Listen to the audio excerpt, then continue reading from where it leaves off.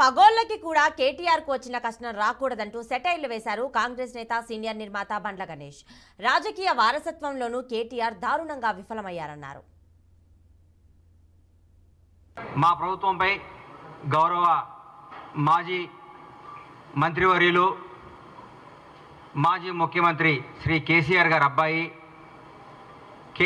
అబ్బాయి అని ఎందుకు అంటున్నానంటే, ఆయన వాళ్ళ నాన్న పేరు చెప్పుకొని రాజకీయాల్లోకి వచ్చారు కాబట్టి, తండ్రి పేరుని అడ్డం పెట్టుకొని అమెరికాలో నుంచి వచ్చి మా నాన్న రాజకీయాలు చేస్తున్నాడు కాబట్టి నేను కూడా చేస్తాను మా నాన్నదని తీసుకొని వాళ్ళ నాన్నగారిని వారసత్వాన్ని పుచ్చుకొని రాజకీయాలు చేస్తున్నాడు కాబట్టి కేసీఆర్ గారి అబ్బాయిగానే మేము చూస్తాం ఆయన్ని. కేటీఆర్ గారి గురించి మాట్లాడుతూ మా ముఖ్యమంత్రి గారిని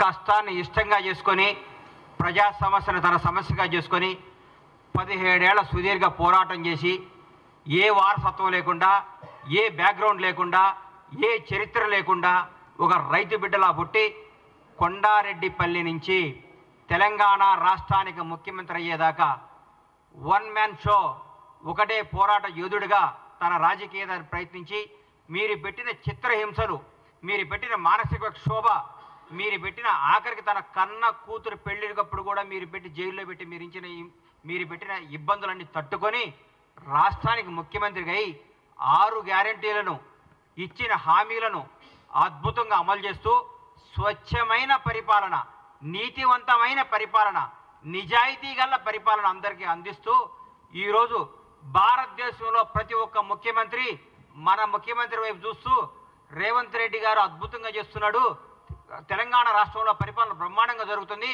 నీతివంతమైన పరిపాలన జరుగుతుంది చెప్పుకునే స్థాయికి తీసుకొచ్చినట్టే 2.5 నెలలు 3 నెలలు కూడా కాలేదు. ఈ ప్రభుత్వంలో తట్టుకోలేక బాధపడుతూ కేటీఆర్ గారి చుట్టూ ఏముంటుందంటే, మన చుట్టూ వైఫై ఉన్నట్టు ఆయన చుట్టూ విపరీతంగా ఇగో ఉంటుంది. ఆ ఇగో తెంచుకోవాలంటే కొంచెం కష్టం.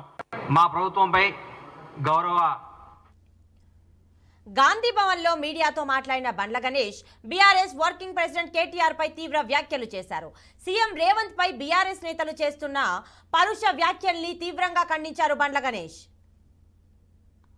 మీ ప్రభుత్వంలో మీరు ముఖ్యమంత్రిగా ఉన్నప్పుడు, మీ నాన్నగారు ముఖ్యమంత్రిగా ఉన్నప్పుడు ఒక ప్రతిపక్ష ఎమ్మెల్యే చెప్పు తీసుకొని ఒక ముఖ్యమంత్రిని చూపిస్తే మీరు ఏమైనా మాట్లాడేవాళ్ళు, ఏం చేసేవాళ్ళు? ఎన్కౌంటర్ చేయించేవాళ్ళు, మీరు రాళ్లతో కొట్టించేవాళ్ళు. మేము ఈ అన్నింటినీ గౌరవిస్తాం. మహాత్మా గాంధీ రాసిన స్వేచ్ఛ, ఇండిపెండెన్స్ గౌరవిస్తాం. సర్దార్ వల్లభాయ్ పటేల్ రాసిన సోవియట్ రిపబ్లిక్ని గౌరవిస్తాం. అంబేద్కర్ రాజ్యాంగం గౌరవిస్తాం. కాబట్టి రాజ్యాంగం చట్టం తను పని చేసుకొని పోతుంది. మేము దాన్ని భరించి మేము ఇంకా మీరు మాట్లాడితే మాకు రాళ్ళు ఉన్నాయి, మాకు చేతులు ఉన్నాయి, మాకు కాళ్ళు ఉన్నాయి. జనాన్ని రెచ్చగొట్టకండి సార్. మీరు అడ్డం పెట్టి మీ స్వార్థం కోసం జనాన్ని బలి తీసుకోవద్దు. తెలంగాణ యువతను అన్యాయం చేయకండి, తెలంగాణ ప్రజలను నాశనం చేయకండి.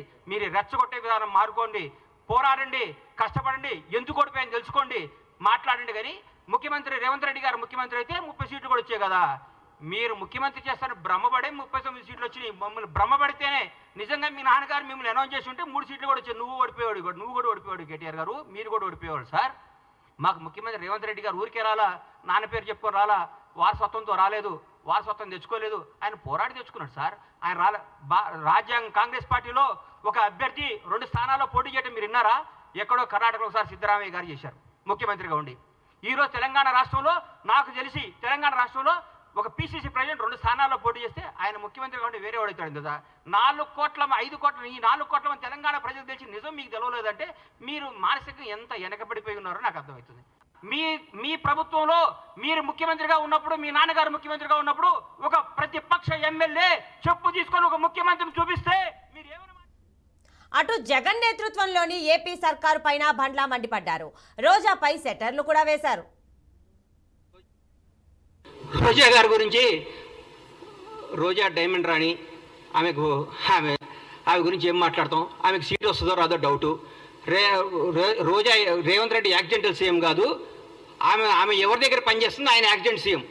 రేవంత్ రెడ్డి గారు ఫైటర్. రేవంత్ రెడ్డి గారు ఫైటర్, పోరాడిన యోధుడు.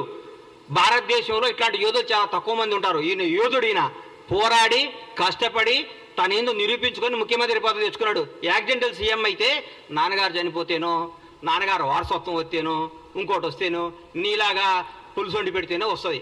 నువ్వు పులుసు వండి పెట్టావు కాబట్టి నువ్వు పులుసు పాపవు, నువ్వు వదిలే. నువ్వు రేపో మాపో మాజీ అవుతావు.